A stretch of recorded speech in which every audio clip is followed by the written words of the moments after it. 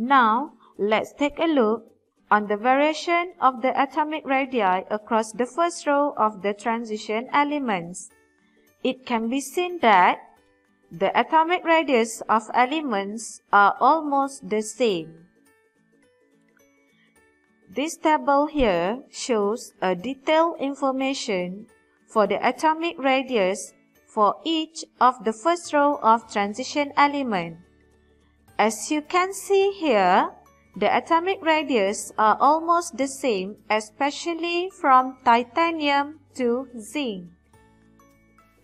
Let's take zinc as an example. The electronic configuration of zinc is 1s2, 2s2, 2p6, 3s2, 3p6, 3d10, and 4s2. 4s2 is the valence electron, and the other electrons are the inner shell electron. For the d block elements in the same row, the additional electrons go into an inner electron subshell, and at the same time, the number of electrons in the outermost shell remains the same. The outermost shell electrons will be experience a similar force of attraction to the nucleus.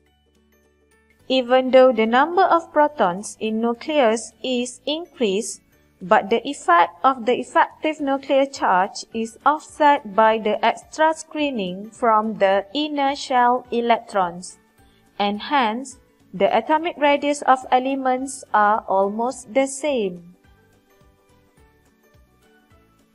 Now, let's learn the comparison between the atomic radius of an element and its ionic radius. For a given nuclear charge, the smaller the number of electrons in an atom or ion, the smaller the repulsion between electrons and the smaller the atomic or ionic size. This figure here shows the plot of the atomic radii and the ionic radii against the proton number for group 1. Notice that for each element, the ionic radius of the cation is smaller than the atomic radius of the neutral atom. Why is that happening? Cation form when an atom loses electron. When electrons are removed from the valence shell, the number of protons becomes higher than the electrons and cause the effective nuclear charge to increase.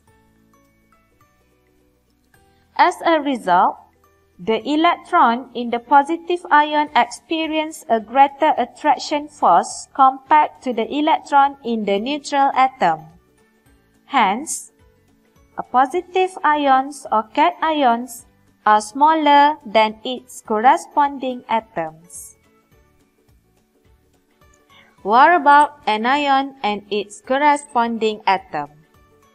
As we can see from this plot, anions are larger than its corresponding atoms.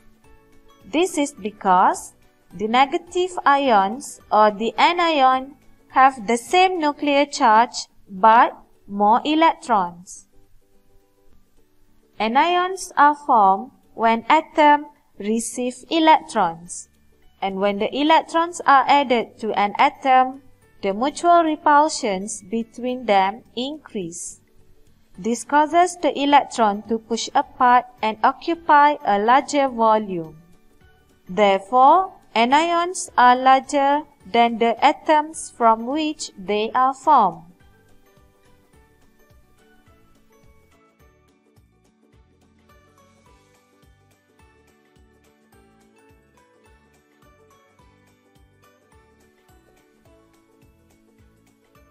Isoelectronic species are groups of atoms or ions which have the same electronic configuration or same number of electrons.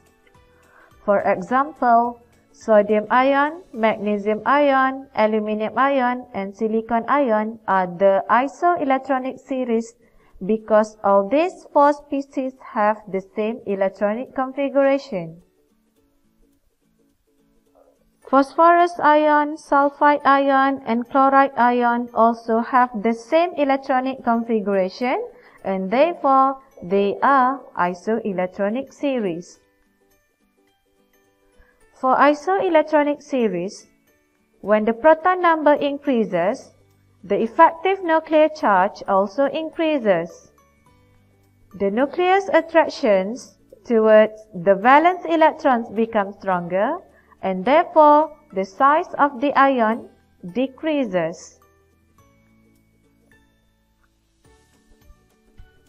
Let's take a look at this example.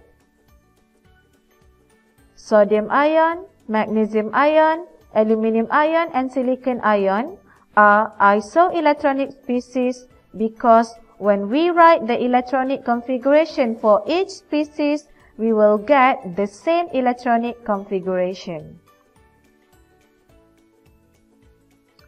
Note that the number of electrons remains, but the number of protons increase by 1 for each of these ions.